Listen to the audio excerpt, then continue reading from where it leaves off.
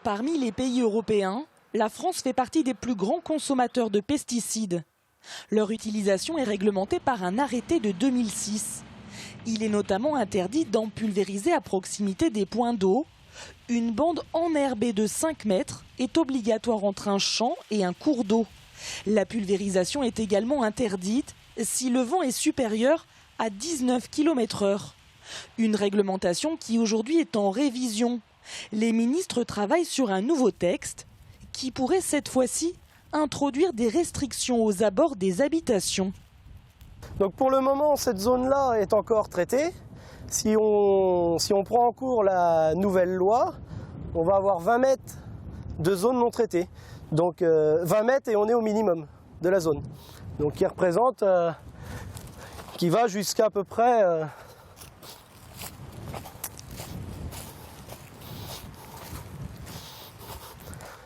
une vingtaine de mètres, on serait à peu près ici. Une vingtaine de mètres que les agriculteurs ne pourront plus traiter. La FDSEA dénonce une perte de superficie agricole, mais aussi un manque de concertation. Toutes les réglementations qui ont bien marché en agriculture, c'est toutes les réglementations que l'on a travaillées avec la base, c'est-à-dire avec nos agriculteurs de terrain, et en concertation avec tout le milieu rural. Et là, on nous impose quelque chose que les agriculteurs ne vont même pas comprendre, même si on leur explique, et ça va être vraiment quelque chose pour eux qui sera à l'envers de ce que l'on a pu travailler jusqu'à maintenant, quoi.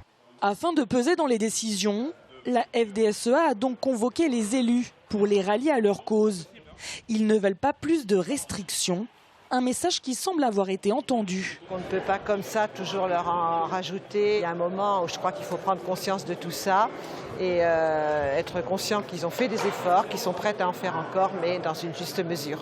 Il y a le lobby agricole, il y a le lobby environnemental. Eh bien, il faut trouver la voie du consensus sur cette question-là. Les discussions risquent donc d'être très houleuses. Les ministres ont en tout cas jusqu'à fin décembre pour rédiger ce nouveau texte.